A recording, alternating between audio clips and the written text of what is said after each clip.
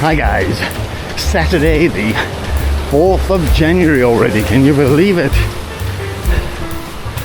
So, I have to admit, my first week of Kango Marathon training has not gone to plan. Mainly due to late nights and apathy on my part.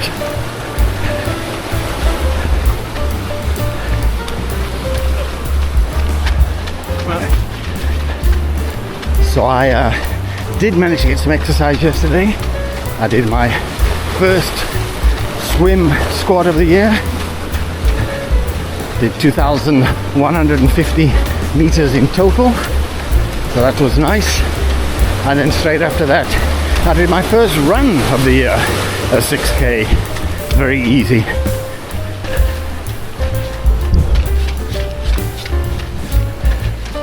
So this morning, I'm planning to do a parkrun, the Zandvlei parkrun, which is in Muizenberg, far side of Muizenberg. And I've run from an area called St. James, and it's going to give me just under 3Ks to the start.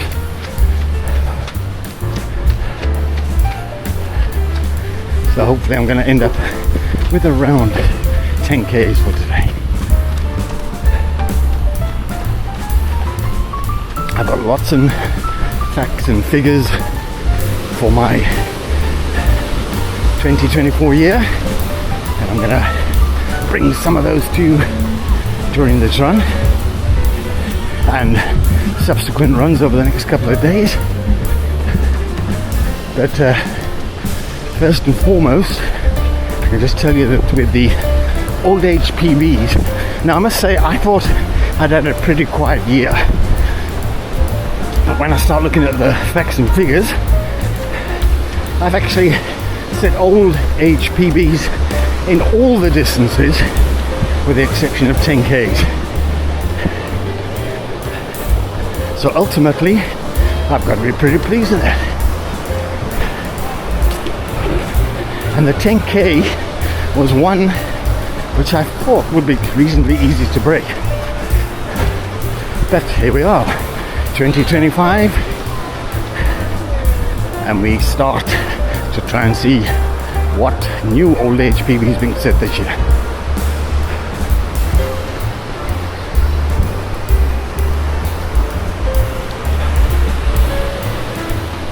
I've been trying to think the highlights and the low points of the year, and it's actually quite difficult.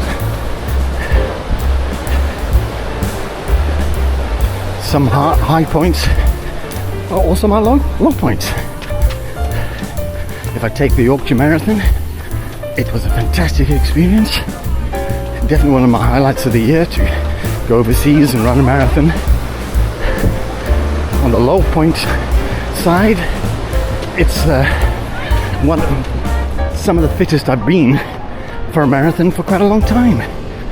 And I ended up running quite a lot slower than what I thought my potential was. But that's how it goes. That's running, guys. So at the moment, I'm just trying to get some mileage into the legs. I've got 3 races for this month. First one on the 15th, which is a 50K, the Hornot. Very hilly route, so I'm not expecting any fast times and not trying for any fast times. In fact, all the races for this month are going to be build-up races. But I will be bringing all of those to you on the main channel, as will this parkrun will also be shown on the main channel. Anyhow, I've done nearly 2Ks, so I'll catch up with you guys at the parkrun start and then after the parkrun. Cheers for now. Parkrun done and dusted. I was aiming for a 27.5, ended up with just over 28 minutes. Course measured a little bit longer than my watch. The multi-terrain, but a lot of soft sand, a lot of quite thickish grass. So all in all, pretty happy with that. I'm going to start my cool down now so I should end up with about 10Ks for the day. So the actual parkrun video will be available to watch on our main channel, and that should probably go up around about the same time as this one, maybe slightly before. So it was getting quite hot. I'm just doing this walk at the moment with a slight cool breeze, which is rather refreshing. But I need to run at least a K to get up to my 10Ks for the day. Okay, so I'm gonna sign off from this little bit. I'm gonna bring you some more footage just now with some more stats and figures for the year 2024 shortly. Cheers for now. Back where we started, St. James.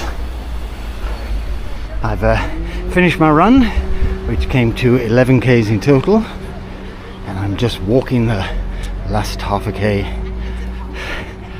back to the beach, family and car. So all in all, 11Ks done.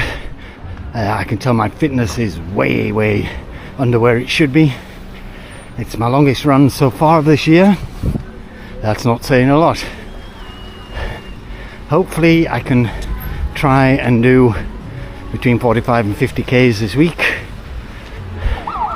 At least one swim, hopefully 2 swims. Okay, after being rudely interrupted by that siren, here I am back again. So yeah, just to recap. Okay, now people are playing loud music in their cars. Anyhow, hopefully I won't get copyrighted. So yes, just to recap, hoping to do between 45 and 50Ks this coming week. At least one squad swim. I'd like to try and do a long swim as well if I can. Swimming is definitely a good way to cross train. Good for your cardiovascular, and obviously helps with your upper body strength and also with your core. It strengthens your core a lot. We've got no ballet rip this week. That's my wife's fitness classes, which I will be bringing some of that to you. And now just get interrupted by a train.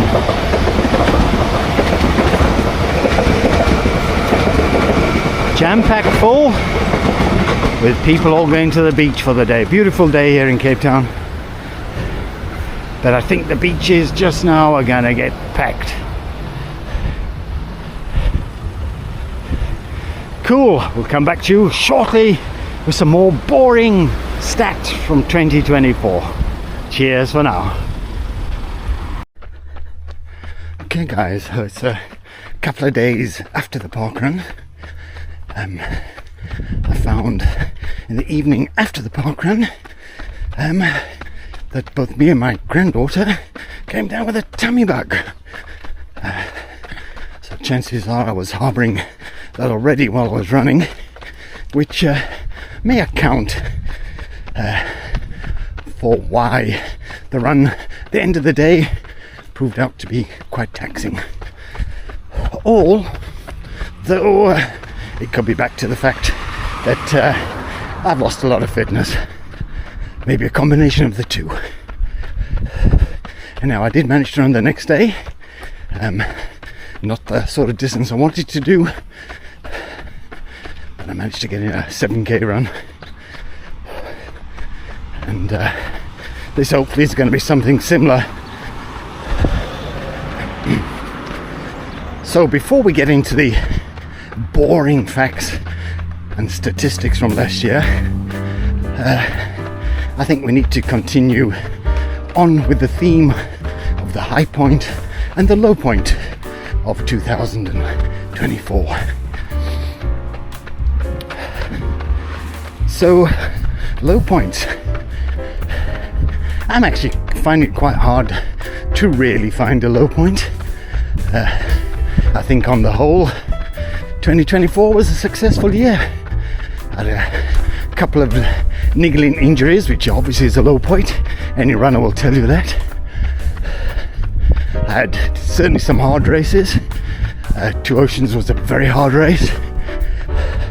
But can you ever consider running a 56k and completing it within the time a low point?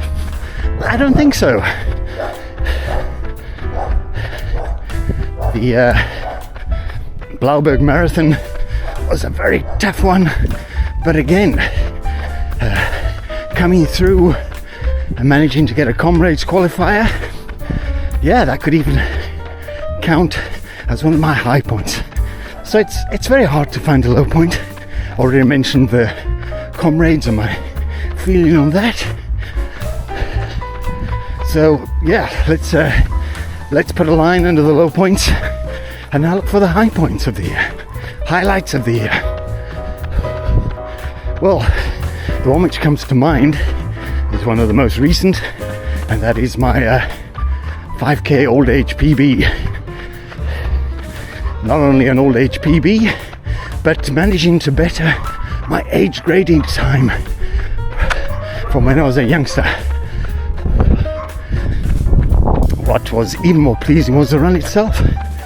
A perfectly timed run, starting slow, getting quicker and quicker, feeling incredibly strong at the end. Running the last 2Ks, some of the quickest 2Ks I've run in many a year.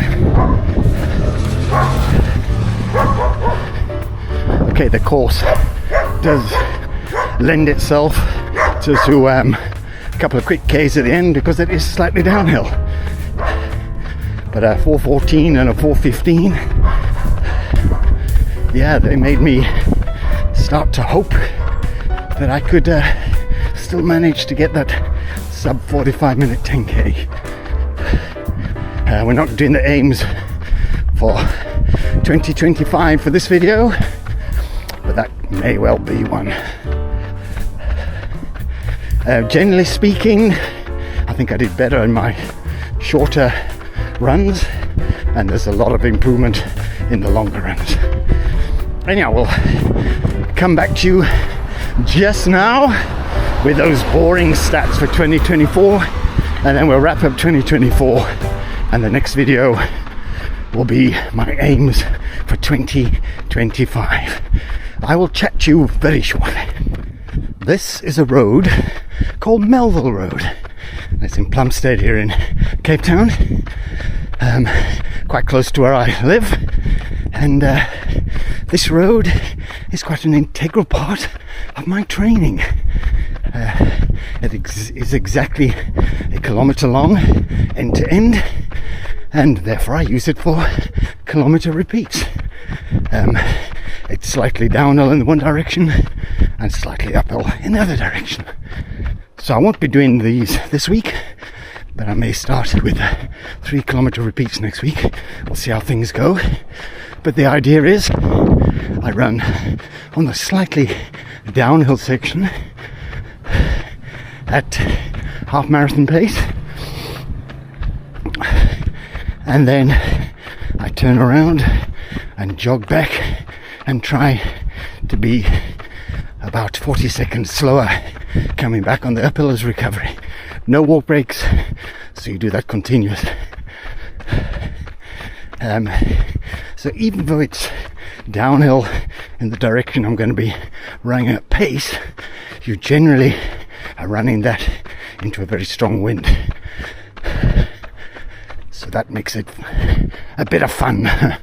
Coming back, of course, on days like today, with the wind behind you, it's incredibly hot.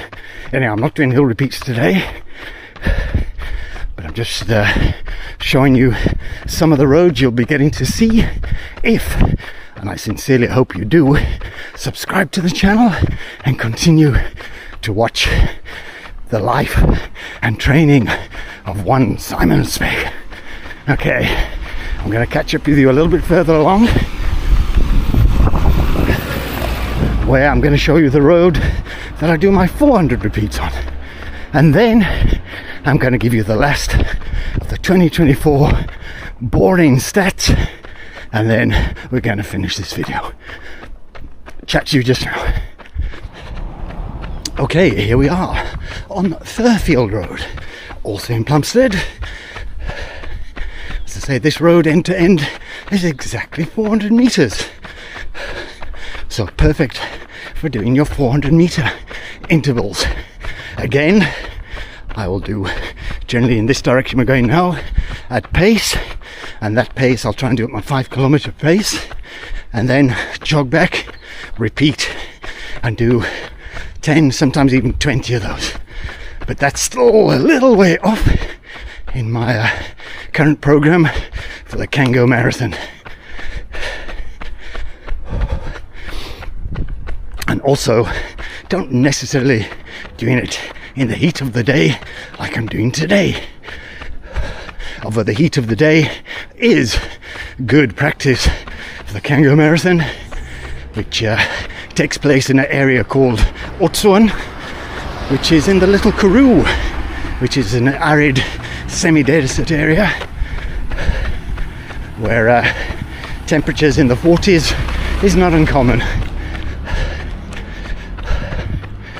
Right, I'm going to get to the end here, turn, and then we're going to start with those boring stats. Okay, keep with me. Okay, so 2024 has been a very busy year for me. Total of 39 races. Of those, the biggest was 10 kilometers, which had 12 races. Next to 21, 9 races, 15, 7. You can see the rest of the figures there.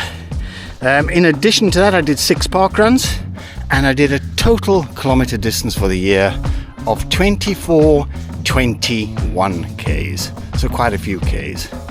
So we're going to get ready for 2025, first race coming up this weekend, which of course we'll be bringing to you along with lots of other stuff. I'll hopefully get a short video out just now telling you my aims for 2025. But for now, thank you for watching. Please subscribe, it's absolutely free. And this channel can only get worse from now on. So, looking forward to your subscriptions. Leave us a comment, leave us a like. Cheers for now.